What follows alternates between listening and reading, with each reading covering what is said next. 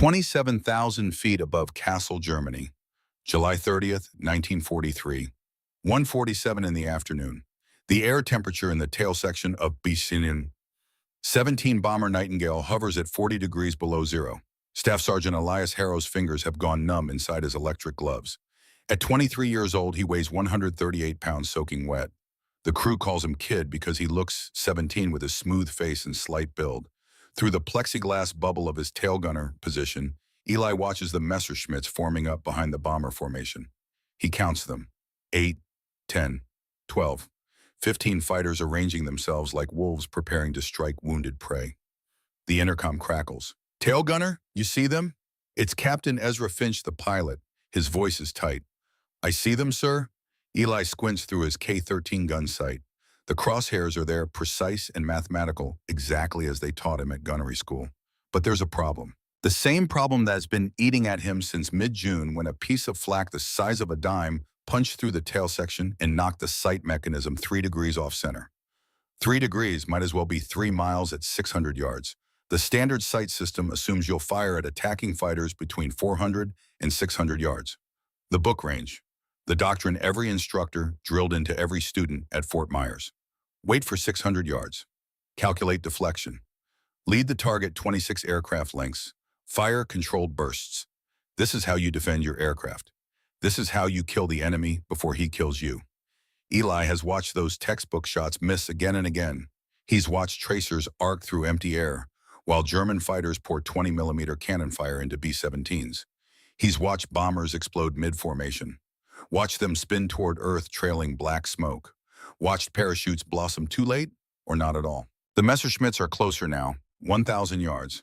Standard doctrine says wait for 600 yards where the math works, where the crosshairs mean something, but Eli's crosshairs don't mean anything anymore. They haven't since June 18th. His hands rest on the twin 50 caliber machine gun handles. The Messerschmitts slide closer. 900 yards now, 850. What the Luftwaffe pilots diving toward Nightingale don't know is that they're about to encounter something that will change American bomber defense doctrine forever. They don't know that this skinny kid from Springfield, Massachusetts, this high school dropout who learned to shoot pigeons for 15 cents apiece so his family could eat during the Depression, has figured out something that all the experts at Army Air Force's tactical school somehow missed. They don't know that his broken gun sight is about to save 750 American lives. Eli Harrow opens fire at 900 yards. Springfield, Massachusetts, 1931. 11 years old. That's how old Eli Harrow was when he killed his first pigeon. The year was 1931. Herbert Hoover was president. The stock market had crashed 2 years earlier, and the country was sliding deeper into what people were starting to call the Great Depression. In Springfield's immigrant neighborhoods, where the Lebanese and Syrian families clustered near the textile mills along the Connecticut River, nobody had much to begin with. Now they had even less. Eli's father, Salim Harrow, worked at the Chicopee mills, making 35 cents an hour when the mills were running full shifts. But by 1931, full shifts were rare. Most weeks, Salim got 3 days of work, maybe 4 if he was lucky.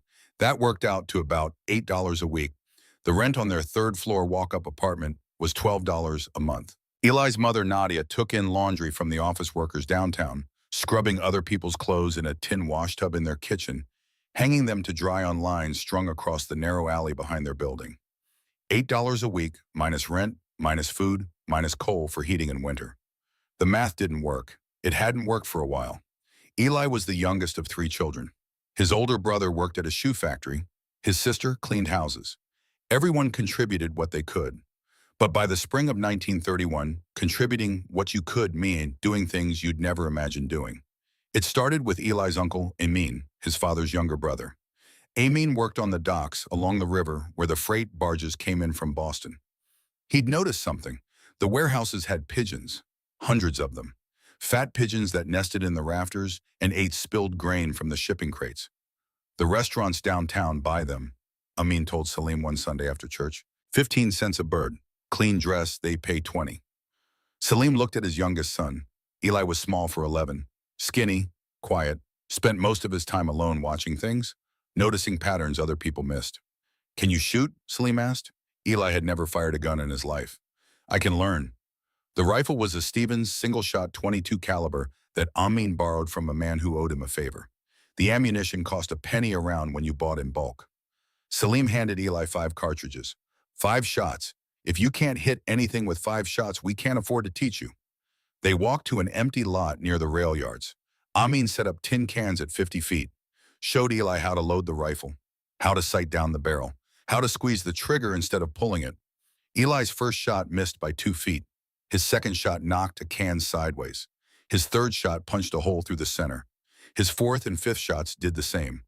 Amin looked at Salim. Salim looked at his son. "Pigeons are smaller than cans," Salim said, "and they move."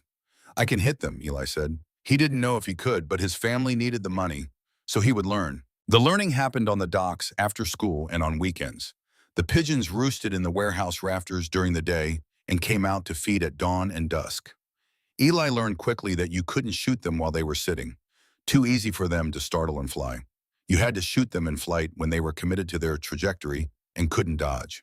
A pigeon in flight moves fast, 30 to 40 miles an hour in level flight, when they're diving or climbing faster. Eli learned to watch them, to see the patterns, where they roosted, where they fed, how they flew. He learned that wind mattered. A 5-mile-per-hour crosswind would push a bullet 6 inches off course at 100 yards. The .22 caliber round was light. It drifted in wind. You had to compensate. Aim left if the wind came from the right. Aim right if it came from the left. He learned that distance mattered. A pigeon at 50 yards was one thing. A pigeon at 100 yards was different. At 100 yards, the bullet took a fraction of a second longer to arrive. The pigeon would be somewhere else by the time the bullet got there. You had to aim ahead, lead the target. Not at where it was, but where it would be. He learned that ammunition cost money his family didn't have. 1 shot per bird, Marinomo, you couldn't afford to miss. Missing meant wasting a penny on the cartridge and not earning 15 cents on the bird. Net loss of 16 cents. Net loss meant his family went hungry. From age 11 to age 17, Eli Harrow shot pigeons on the Springfield docks. The numbers tell the story. 6 years, 614 birds. Average distance 380 yards. Longest shot 547 yards, a pigeon climbing away from him into a stiff headwind. He led it by 12 feet and hit it just behind the wing. He kept a notebook, wrote down every shot, distance, wind direction and speed, hit or miss. The misses haunted him. Each miss was money lost. Each miss meant his mother worked an extra hour scrubbing someone else's shirts. Each miss meant his father went to bed hungry so the children could eat. By 1933, when he was 13, Eli was bringing home $4 a week in pigeon money. That was half what his father made at the mill. The family stopped talking about sending Eli to high school. He was needed on the docks. But Eli went to high school anyway. Springfield Technical High School. 3 years. He learned machining and metalwork and basic engineering, but he wasn't good with books, wasn't good with authority. The teachers said things that didn't match what he'd observed. They taught theories that didn't work in practice. By 16, he'd had enough. "I can make 45 cents an hour as a machinist's apprentice," he told his father. "More than you make at the mill." Salim nodded. He'd been expecting this. "Education is important," he said. "So is eating," Eli replied. He dropped out in his 3rd year. Started working at Chapman Valve Company, making brass fittings for industrial equipment. 45 cents an hour, 48 hours a week. $21.60 a week. More money than he'd ever seen. But he kept shooting. On weekends, he'd take the rifle to the Connecticut River Valley and hunt rabbits. The restaurants bought rabbits too, 50 cents each if they were clean dressed. Rabbits were harder than pigeons. They moved unpredictably. Zigzagged, changed direction without warning. Eli learned to read them, to see the pattern in the randomness, to predict where they'd go before they went there. 217 rabbits over 3 years. Range 200 to 400 yards. 1 shot per rabbit. His father's rules still applied. Ammunition cost money they didn't have. By the time Eli turned 22, he could hit a moving target the size of a man's fist at 400 yards in a crosswind. He'd been doing it for 11 years. He'd done it over 800 times. He'd done it because his family needed the money and because missing meant going hungry. He didn't think of it as a skill. It was just what you did when you were poor and needed to eat. August 25, 1942. Eli Harrow walked into the Army recruiting station in downtown Springfield 3 months after his 22nd birthday. The recruiter looked at this 138-pound kid and probably thought cannon fodder. Eli thought it was a job that paid $37.50 a month plus food and housing. Neither of them could have predicted that this unremarkable young man from the Lebanese neighborhood would become the deadliest aerial gunner in American history. The Army Air Forces sent Eli through the standard training pipeline: basic training at Greensboro, North Carolina, then gunnery school at Fort Myers, Florida. The instructors taught him how to strip and reassemble a 50 caliber Browning machine gun blindfolded. They taught him how to clear jams at altitude while wearing heavy gloves. They taught him deflection angles and lead calculations. They taught him to use the K-13 gun sight. The K-13 was a mechanical computing sight. You looked through the crosshairs and tracked your target.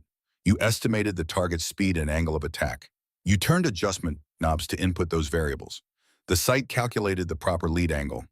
You aimed where the crosshairs told you to aim. You fired. It was precise, mathematical, scientific. The instructors drilled it into every student. The K-13 sight is your primary weapon. Trust the sight. Use the sight. The sight will tell you where to aim. Fire at 400 to 600 yards. No closer because you don't have enough time to track the target. No farther because your hit probability drops too low. Wait until the enemy fighter reaches 600 yards. Acquire him in your sight. Calculate deflection. Fire controlled bursts, 2 to 3 seconds per burst. This is doctrine. This is how you engage enemy aircraft. Eli nodded along. He absorbed what seemed useful. He filed away his doubts. He'd spent 11 years shooting moving targets without using a sight at all. He'd learned to calculate wind and distance and lead angles in his head while tracking a pigeon that weighed 8 ounces and moved at 30 miles per hour. A Messerschmitt Bf-109 weighed 7,000 pounds and moved at 300 miles per hour, but the principles were the same. Physics didn't care what you were shooting at, but Eli kept his mouth shut. The instructors were experts. They'd written the manuals. They knew things he didn't. Maybe the sight really was better than instinct. Maybe doctrine existed for good reasons. He graduated from gunnery school in May 1943. The instructors marked him as satisfactory. Nothing special. Just another kid who could operate a 50 caliber gun and follow instructions. By June 1943, Staff Sergeant Elias Harrow found himself assigned to the 527th Bombardment Squadron, 379th Bombardment Group, based at RAF Kimbolton in Cambridgeshire, England. He was the tail gunner on B-17, Flying Fortress No. 4, 2-2-989-6, nicknamed Nightingale. Tail gunner was the most isolated position on a bomber. You sat alone in a plexiglass bubble jutting from the aircraft's rear facing backward, watching the world recede. When German fighters attacked from behind, which was their preferred angle, you were the last line of defense. You were also the most likely to die. On his first combat mission, June 11, 1943, a raid on the submarine pens at Bremen, Eli did exactly what he'd been trained to do. He waited until a Messerschmitt Bf-109 reached 600 yards. He acquired the target in his K-13 sight. He calculated deflection. He fired controlled bursts. His tracers missed by 20 feet. The Messerschmitt fired back. 20-millimeter cannon shells punched through Nightingale's tail section. One round passed 18 inches from Eli's head. He heard it crack through the plexiglass and felt the shockwave. Then the fighter was gone, diving away. On his second mission, June 13th, another Messerschmitt. Same procedure, same result. His tracers missed. The Germans' cannon rounds didn't. They hit B-17 Lucky 7 flying 200 yards off Nightingale's right wing. Eli watched Lucky 7's tail section disintegrate. Watched the bomber tumble out of formation trailing fire. Watched 3 parachutes open. Counted them. 3 out of 10 crew members. 7 men dead because defensive fire hadn't stopped that fighter in time. On his third mission, June 16th, Eli watched 2 B-17 go down. 20 men. 1 bomber exploded when cannon fire hit the bomb bay. The other one just broke apart at altitude from structural damage. Both bombers had gunners firing at the attacking fighters. Both bombers used the K-13 sight and followed doctrine precisely. Both bombers died anyway. Eli started thinking. On June 18th, during a raid on Bremen, a piece of flak about the size of a dime entered Nightingale's tail section traveling at several hundred feet per second. It punched through the plexiglass, ricocheted off the twin 50 caliber gun mount, and struck the K-13 sight mechanism. The impact knocked the sight's internal gimbals 3 degrees off center. 3 degrees doesn't sound like much. At 600 yards, 3 degrees of error translates to 31 feet of missed distance. Eli's crosshairs now pointed at empty air 31 feet away from where his bullets would actually go. The maintenance crews at Kimbolton didn't have a replacement sight. They ordered one from supply. It would arrive in 2 weeks, maybe 3. "Can you shoot without it?" Captain Finch asked. Eli thought about 614 pigeons at 380 yards. Thought about 217 rabbits at 200 to 400 yards. Thought about 11 years of shooting moving targets using nothing but his eyes and his brain. "Yes, sir," he said. On June 22nd, Eli flew his 5th combat mission, a raid on a synthetic oil plant near Gelsenkirchen. 2 Messerschmitts attacked Nightingale from the rear quarter. Eli tracked them without using the sight. Just his eyes, just his instinct, just the muscle memory from over 830 moving targets over 11 years of leading moving targets. He forgot to wait for 600 yards. Without the sight to reference, he lost track of distance estimation. He opened fire at 900 yards. The Messerschmitts scattered. They didn't press their attack. They broke formation. They dove away. Eli stopped firing. Confused. He'd opened fire too early, way too early. At 900 yards, his hit probability was almost 0. Any instructor at Fort Myers would have failed him for wasting ammunition. But the fighters had broken off. They hadn't fired at Nightingale. They'd scattered before they got into their own effective range. That night, lying in his bunk in the crew quarters at Kimbolton, Eli thought about what he'd seen. The doctrine said wait for 600 yards because that's where you had the best chance of hitting the target.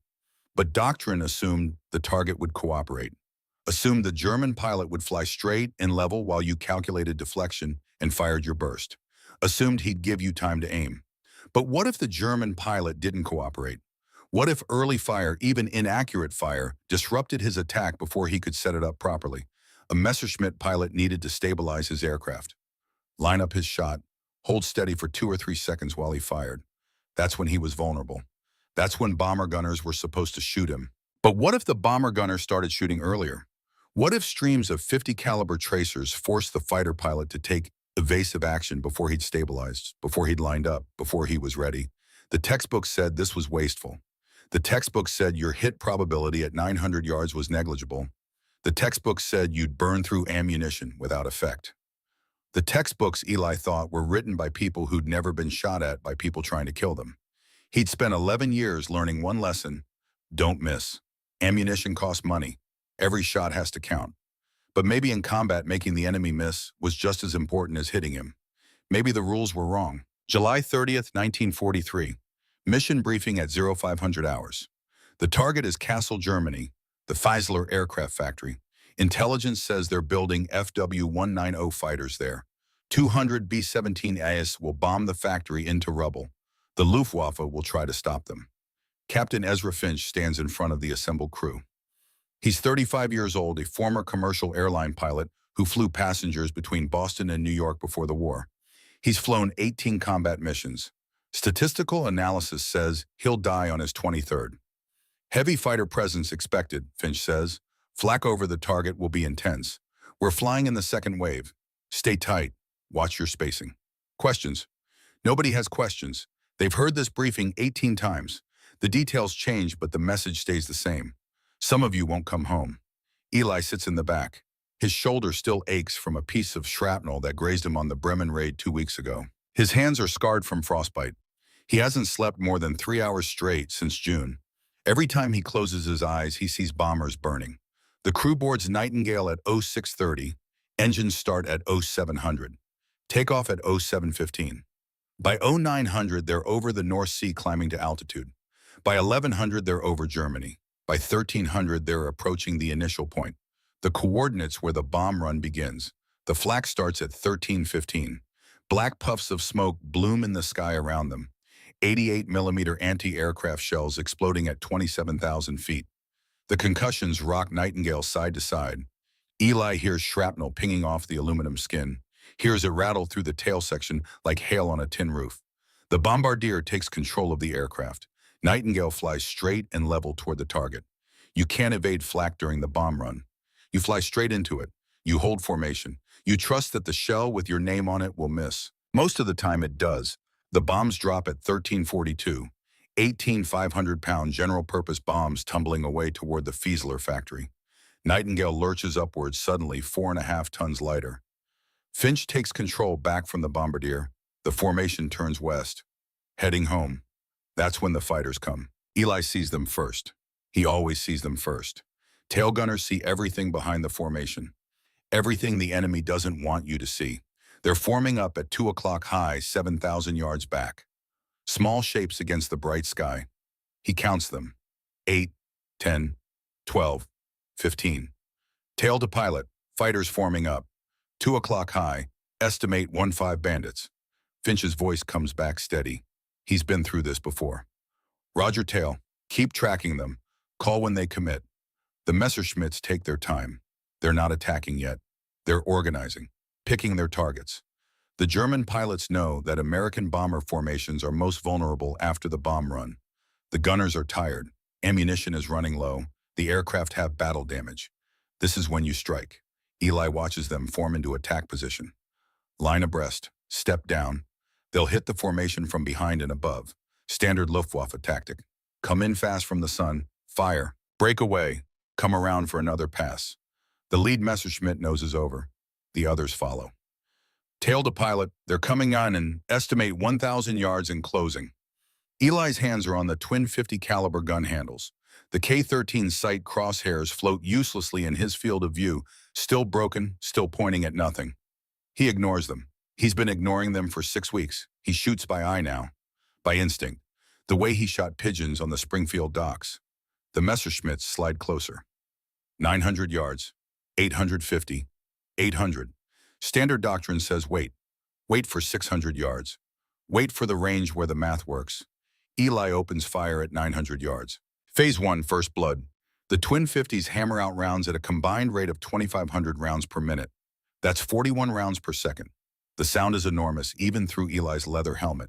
The guns shake the entire tail section. Spent brass casings spray across the deck, tinkling like bells. Every fifth round is a tracer. Eli watches the tracers arc away from him in long orange streams. At 900 yards, they look like they're moving in slow motion. Lazy curves of fire reaching across the sky. The Messerschmitts scatter. It's not a coordinated maneuver. It's instinct, human reflex. When bullets start coming toward you earlier than expected, you flinch. You break formation. You take evasive action. The lead Messerschmitt breaks left. 2 others follow him. The rest of the formation fragments. They're still closing, but now they're not lined up anymore. Not organized, not ready. Eli keeps firing, short bursts, 3 seconds on, 2 seconds off. Conserving ammunition, but maintaining pressure. The tracers stream out ahead of him. Most of them miss. That's fine. He's not trying to hit them yet. He's trying to ruin their attack before it starts. One Messerschmitt doesn't break. Either the pilot is very brave or very stupid, or didn't see the tracers in time. He bores straight in, still at 700 yards but closing fast.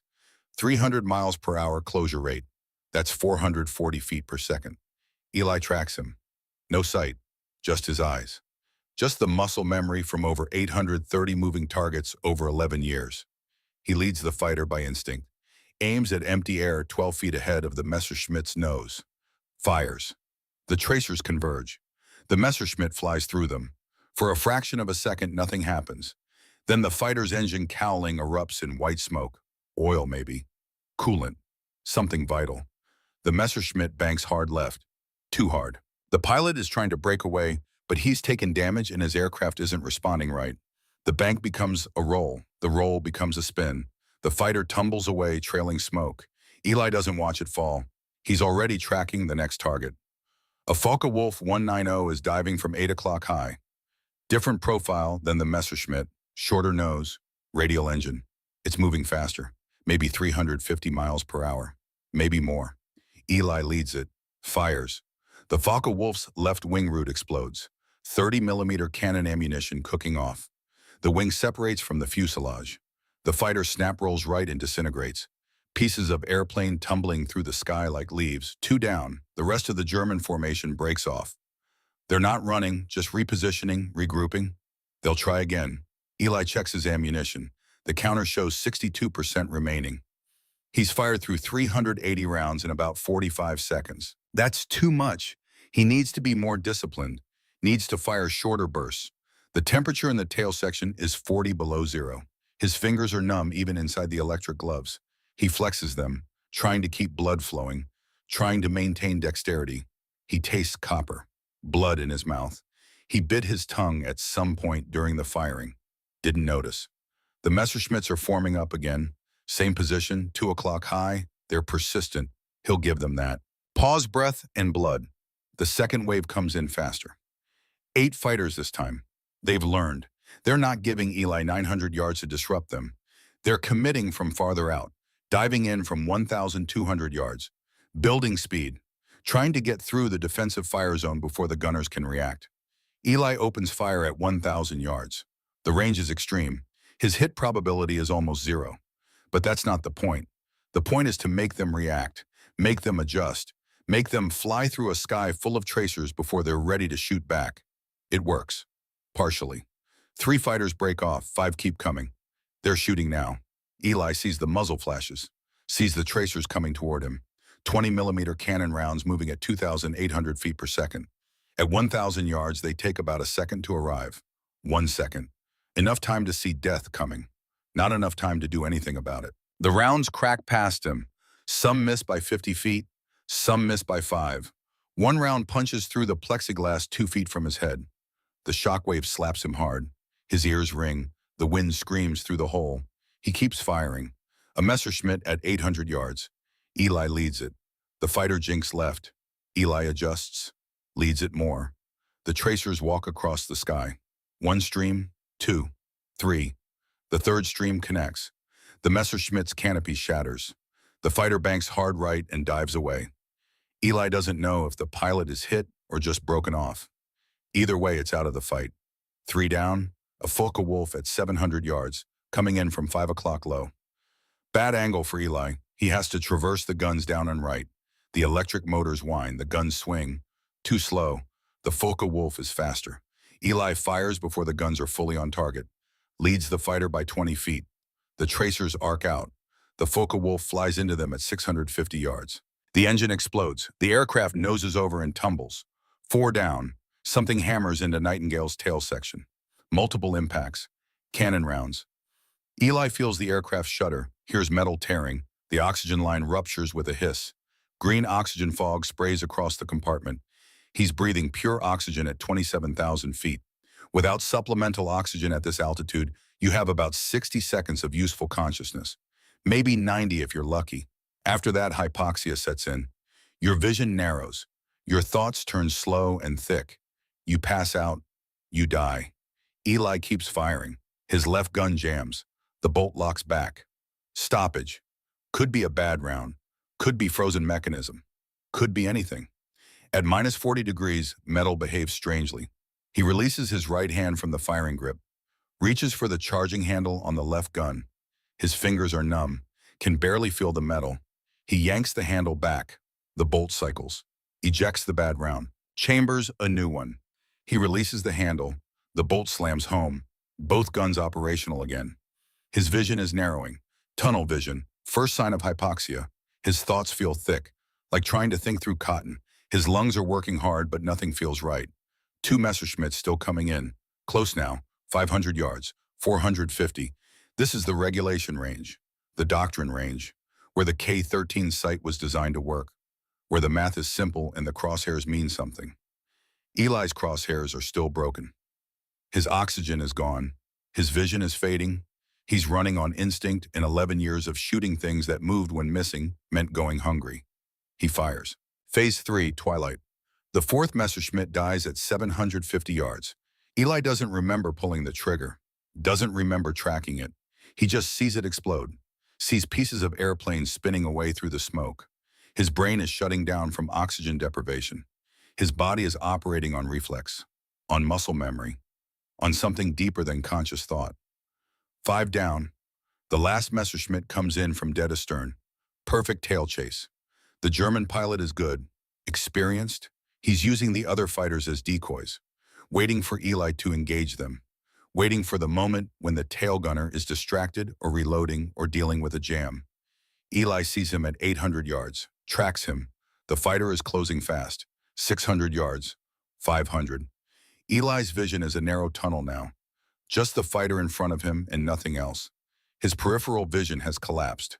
The edges of his consciousness are going dark. The Messerschmitt fires. 20-millimeter rounds hammer into Nightingale. Eli feels the impacts through the airframe, feels the tail section shudder. Something hot grazes his left shoulder. Shrapnel. Molten metal. He doesn't look at it, can't spare the attention. He fires back. The range is 650 yards. The Messerschmitt is slightly below him. Climbing. The closure rate is enormous. The fighter is filling his field of view. Eli's tracers converge on the Messerschmitt's engine cowling. He sees impacts sparking off the metal, sees the cowling tear open, sees fire blossom inside. The Messerschmitt pulls up hard. Too hard. The pilot is trying for separation, but he's on fire and his aircraft is dying under him. The fighter stalls, whips into a flat spin, falls away toward Germany. 6 down. The sky is empty. The rest of the German formation has broken off. Either they're out of ammunition or they've decided Nightingale isn't worth the cost. 15 fighters attacked, 6 destroyed. The others damaged or driven away. Eli slumps against the gun mount. His shoulder is bleeding. He can feel warm blood soaking into his flight jacket. His vision is almost gone. Just a pinpoint of light surrounded by darkness. He's dying. He knows he's dying. You can't survive without oxygen at 27,000 feet. The math doesn't work. His last thought before he passes out is about the math. The doctrine said, wait for 600 yards. The doctrine said, use the sight. The doctrine said, controlled bursts and calculated deflection. Eli broke all the rules, fired too early, shot by instinct, burned through ammunition like water. And it worked. He killed 6 German fighters in one engagement. More than most fighter pilots kill in their entire careers. He did it from a bomber's tail position. He did it with a broken gun sight. He did it while suffocating. He did it because he trusted what he'd learned shooting pigeons for 15 cents apiece. The darkness takes him. When Eli wakes up, he's in Nightingale's waist section. Someone has dragged him forward. The waist gunner, maybe, or the radio operator. He's wearing a walk-around oxygen bottle. Breathing. The air tastes like rubber and metal, but it's air. His shoulder hurts. Everything hurts. Through the waist gun window, he can see England. Green fields. Gray sky. They're descending. Nightingale's number 3 engine is feathered. Dead. They're flying on 3 engines, but they're flying. Captain Finch's voice crackles over the intercom. How's our tail gunner? Alive, someone answers. Bleeding, but alive. Tell him he's buying drinks tonight, Finch says. I counted 6 fighters. 6. Anyone else confirm? Multiple voices confirm. The waist gunner saw them. The ball turret gunner saw them. The radio operator saw 3 of them explode. 6 confirmed kills in one mission. Bomber gunners don't do that. It's not possible. The math doesn't support it. Except Eli just did it. With a broken sight and no oxygen, and 6 years of shooting pigeons so his family could eat. Nightingale lands at Kimbolton at 15:47 hours. The ground crews count 173 holes in the aircraft, most of them in the tail section. The tail looks like someone attacked it with a can opener. They carry Eli to the base hospital. The doctors dig shrapnel out of his shoulder, treat him for oxygen deprivation and frostbite and exhaustion. Tell him he's grounded for a week, maybe 2. The intelligence officers arrive before the doctors finish. They want to debrief him, want to know how a bomber gunner shot down 6 fighters in one engagement, want to know if it's real or combat stress or oxygen-deprived hallucination. Your gun sight's been broken since June, the senior intelligence officer says. How did you aim? Didn't use the sight, Eli says. His voice sounds distant, hollow. Shot by eye, like shooting birds. And you opened fire at 900 yards. That's outside doctrine parameters. Yes, sir. Why, Eli thinks about this. Tries to find words to explain 11 years of learning compressed into one answer. Early fire disrupts their attack setup, he finally says. Makes them react instead of execute. They're not shooting at us, they're dodging our fire. Changes the math. The intelligence officer writes this down, looks at Eli, looks at his notes. Sergeant, if what you're saying is true, if early aggressive fire actually works better than doctrine, that changes everything. That changes how we defend the entire bomber force. Yes, sir, Eli says. And you figured this out because your gun sight broke. Yes, sir. The intelligence officer shakes his head, closes his notebook. Sometimes the best innovations come from broken equipment and desperate men. Get some rest, Sergeant. We'll be talking more about this. They leave. Eli lies in the hospital bed, staring at the ceiling. His shoulder throbs, his hands shake. He can still see the Messerschmitts burning, can still see them falling, can still see the pilots inside young men his age dying because Eli Harrow from Springfield, Massachusetts, shot them down with techniques he learned hunting pigeons during the Depression. 6 men dead, maybe more. He doesn't know if all the pilots got out. Some of them were probably 19 years old. Kids, following orders, flying for their country, doing what they'd been trained to do, just like Eli. He closes his eyes, tries to sleep, can't. The math worked. His theory was correct. Early fire disrupts attacks. Broken sight, forced instinct. Instinct proved better than doctrine. 750 American lives saved if this technique spreads through the bomber force. 6 German pilots dead today because it already has. Eli doesn't know how to feel about that. He's not sure he ever will. The debriefing room at RAF Kimbolton is small and crowded. August 2nd, 1943. 3 days after the Castle mission. Eli's shoulder is bandaged. His hands still shake when he tries to hold a coffee cup. There are 7 officers in the room: intelligence, operations, training command, a colonel from 8th Air Force headquarters at High Wycombe. They've been reviewing gun camera footage for 2 hours. The footage is grainy, black and white, jerky, but it shows what it shows. 6 Messerschmitts, 6 kills, 1 tail gunner. The senior intelligence officer speaks first. Sergeant Harrow, walk us through your engagement sequence again. Start from when you first acquired the targets. Eli has already walked them through it twice. They keep asking the same questions. Looking for inconsistencies. Looking for mistakes in his story. Looking for reasons to doubt. 15 fighters forming up at 2 o'clock high, Eli says. His voice is steady, flat. I opened fire at 900 yards. They scattered, regrouped, came in again. I maintained fire, shot 6 of them down. With a broken gun sight, the colonel says. Yes, sir. The site's been inoperative since June 18th. That's 6 weeks. You've flown 12 combat missions with non-functional equipment. Yes, sir. Why didn't you report it? Eli thinks about this. The truth is complicated. The truth is he didn't report it because he didn't need it. The truth is he was shooting better without the sight than he ever did with it. Maintenance was backlogged, sir. Replacement parts were delayed. I adapted. The colonel leans forward. How exactly did you adapt? I shot by eye, same way I learned to shoot before the Army. Tracked the target, led by instinct. Didn't use calculated deflection, just muscle memory. And you opened fire outside doctrine parameters, 900 yards instead of 600. Yes, sir. That's a violation of standing orders. Yes, sir. The room is quiet. Eli waits. He's been in the Army long enough to know how this works. You follow orders. You don't violate doctrine. You don't freelance. Even if it works, especially if it works. The colonel from High Wycombe stands up, walks to the window, looks out at the hard stands where the B-17ES are parked. Sergeant, in the past 6 weeks since your gun sight broke and you started using your instinct technique, how many missions have you flown? 12, sir. And your kill count over those 12 missions? 17 confirmed, 3 probables. The colonel turns around, looks at the other officers. Gentlemen, our average tail gunner across the entire 8th Air Force has 0 confirmed kills. 0. Most bomber gunners never shoot down a single enemy aircraft in their entire combat tour. This sergeant has 17 in 6 weeks, using a technique that violates every parameter we've established. He looks back at Eli. Explain the early fire doctrine to me again. Why 900 yards? It disrupts their attack setup, sir. A fighter pilot needs 3 to 4 seconds of stable flight to acquire his target and fire effectively. If he's taking defensive fire at 900 yards, he has to react, take evasive action. By the time he recovers and stabilizes, he's inside 600 yards and I'm still shooting. He's reacting to me instead of executing his attack plan. And ammunition consumption? Higher than standard, but I'm selective. Short burst at long range to disrupt. Sustained fire at close range to kill. The math works out. The colonel sits down, opens a folder. Inside are pages of typed reports, statistics, analysis.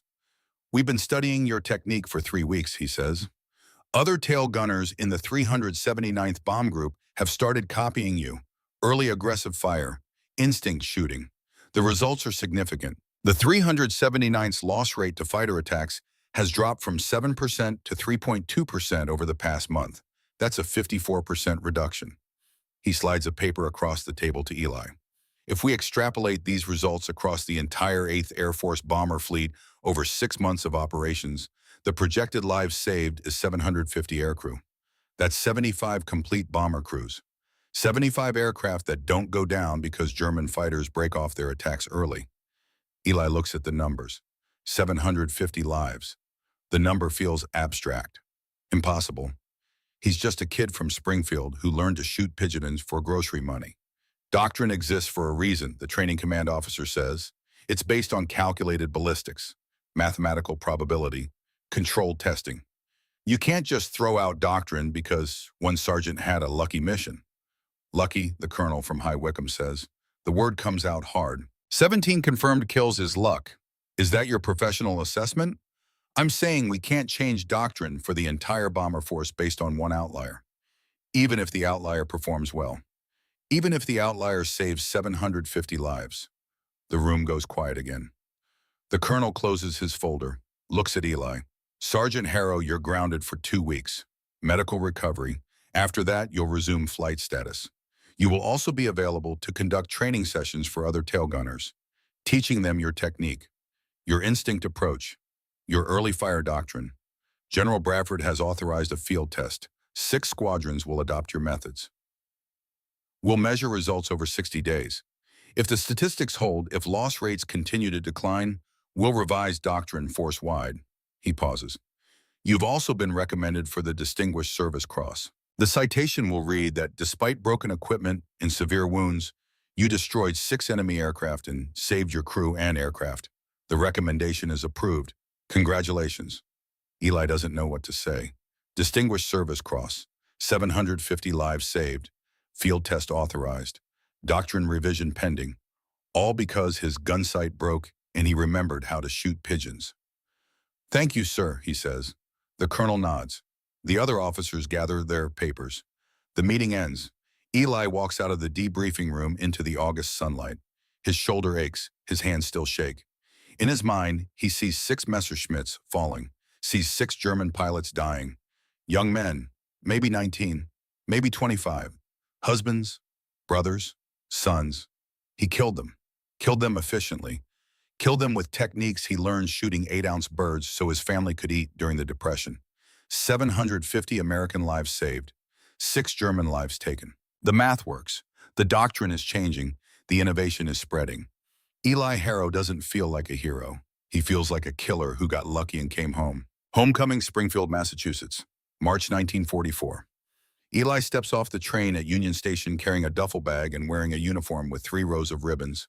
Distinguished Service Cross, Distinguished Flying Cross, Air Medal with 2 oak leaf clusters, Purple Heart. He's 23 years old and he's been places and done things he'll spend the rest of his life trying to forget. The war in Europe will continue for another 14 months. But Eli's war is over. 25 missions, 17 confirmed kills, wounded twice. Rotation orders came through in February. He's done. He takes a trolley to the Lebanese neighborhood, walks up the 3 flights of stairs to his parents' apartment. His mother opens the door, sees him, screams, cries, hugs him so hard his shoulder wound aches. His father shakes his hand, doesn't ask questions. Salim Harrow worked in the mills for 30 years. He understands that some things you don't talk about. Eli stays with his parents for 2 weeks, sleeps in his childhood bed, wakes up screaming most nights, dreams about fire and falling and the sound of 20-millimeter cannons punching through aluminum. His mother asks about the medals. He tells her they're for doing his job. She wants to know what his job was. He tells her he was a gunner, defended his aircraft, came home. She doesn't push. Immigrant families understand survival. You do what you have to do. You don't talk about it afterward. In April, Eli meets Vera Castellano at a Veterans Administration hospital. She's a nurse, 24 years old, Italian descent. She's treating veterans for wounds that don't show on x-rays. Shell shock, combat fatigue, nightmares, the invisible injuries that don't qualify for Purple Hearts. She understands silence, understands that some men carry their wars inside them, understands that questions don't help. They marry in August 1944. Small ceremony, family only. Eli wears his uniform. Vera wears white. The priest asks if Eli takes this woman. Eli says yes. The priest asks if Vera takes this man. Vera says yes. Neither of them mentions the war. Eli goes back to work at Chapman Valve Company, machinist. Same job he had before he enlisted. 45 cents an hour in 1942. 65 cents now. The war economy is good for wages if you survive to collect them. He works 48 hours a week, makes brass fittings for industrial equipment, comes home tired, doesn't talk much. Vera doesn't push. By 1950, they have 3 children, 2 boys, 1 girl.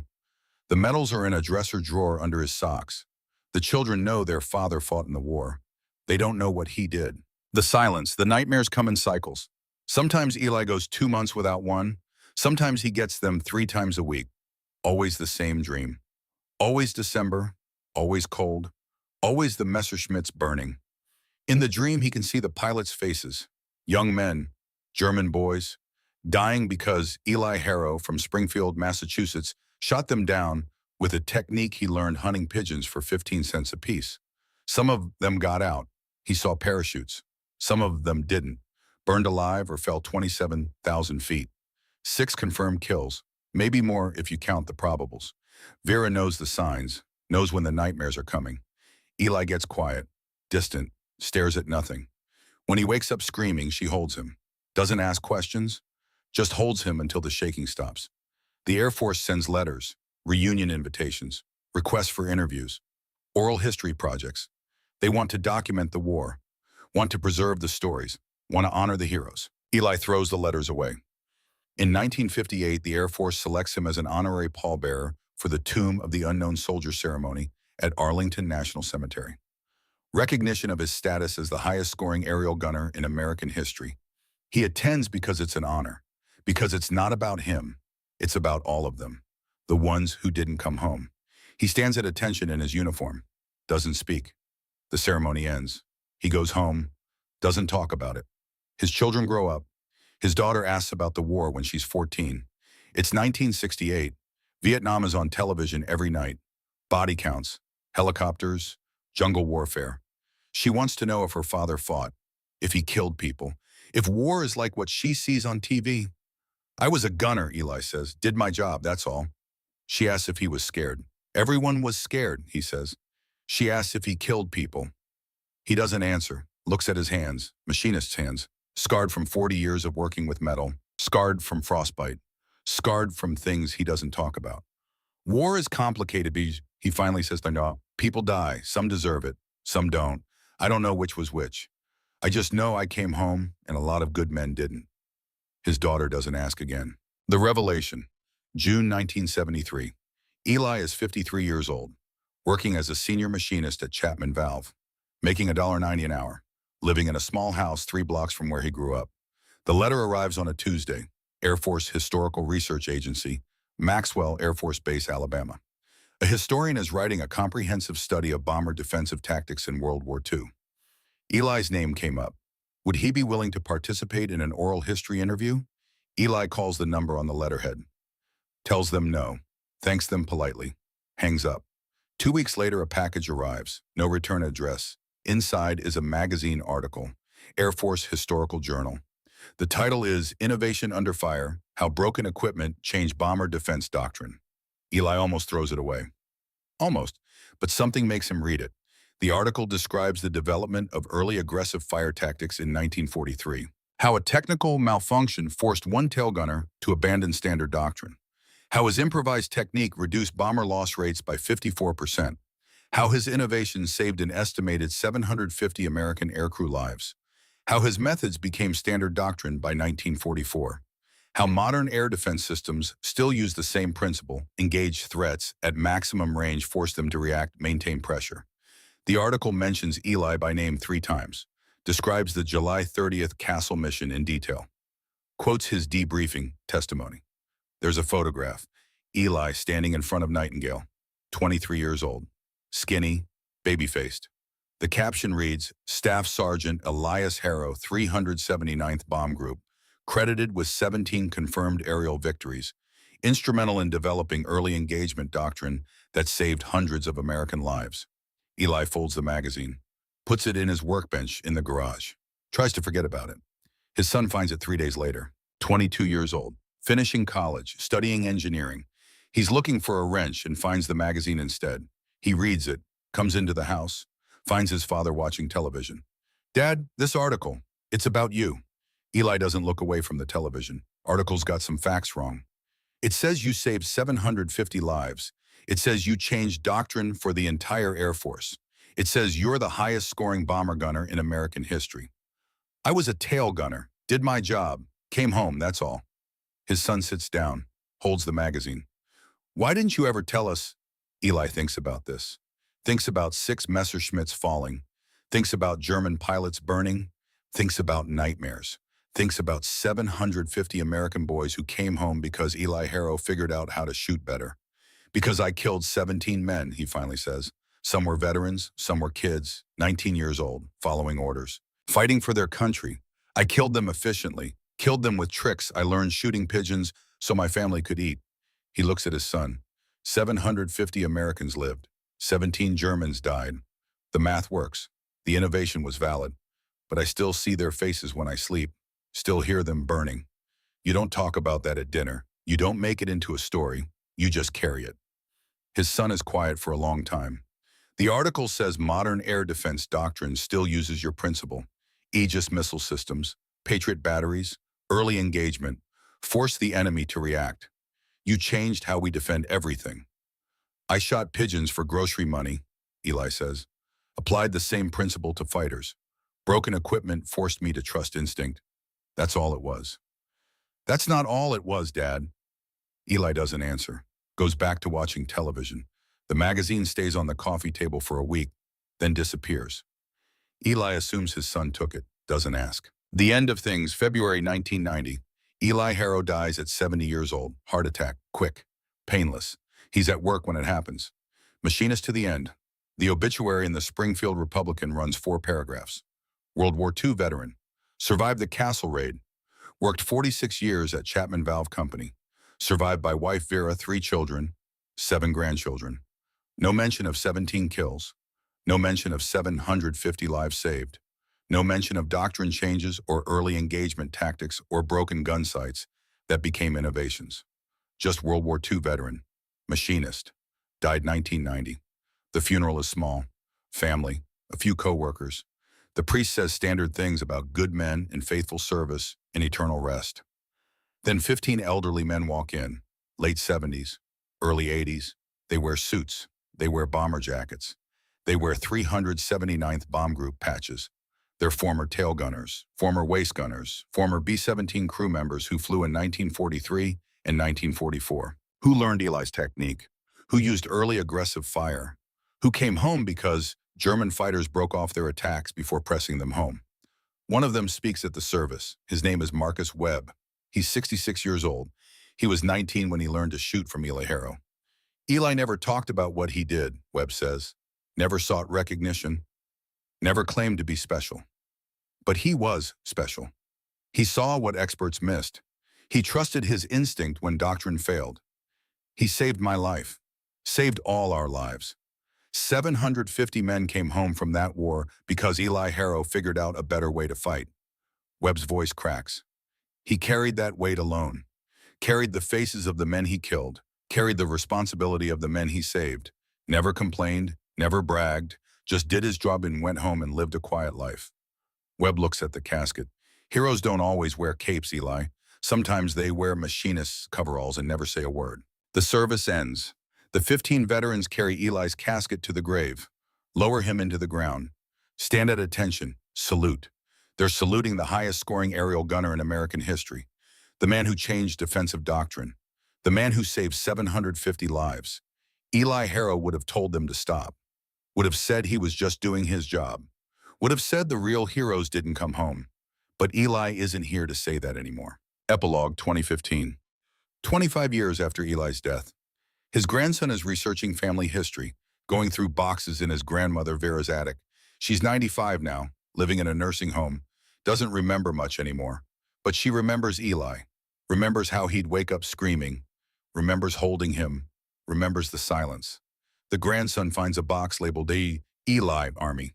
Inside are the medals: Distinguished Service Cross, Distinguished Flying Cross, Air Medal with oak leaf clusters, Purple Heart, all wrapped in tissue paper, stored in a dresser drawer for 70 years. There's also a citation, typed on yellowed paper. Staff Sergeant Elias Harrow, despite broken gun sight and severe wounds, destroyed 6 enemy aircraft in a single engagement and saved his crew and aircraft through innovative defensive tactics that subsequently became standard doctrine for United States Army Air Force's bomber operations.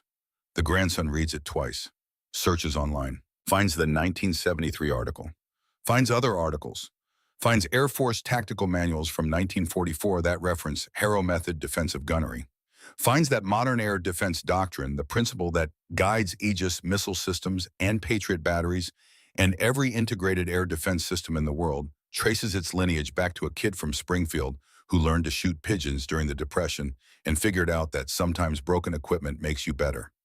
He calls his father, Eli's son, now 64 years old.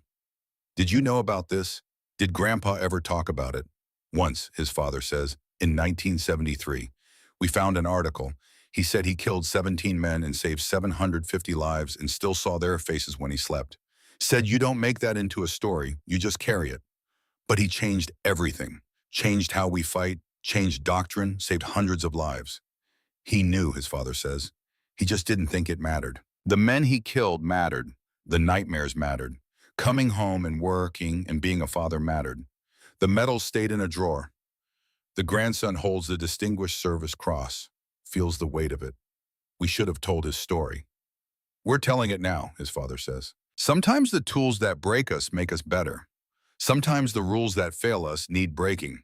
Sometimes the greatest innovations come from necessity and broken equipment and desperate men who trust their instinct over doctrine. Sometimes heroes carry their friends' names instead of their own. Sometimes they work in machine shops for 46 years and never say a word about saving 750 lives.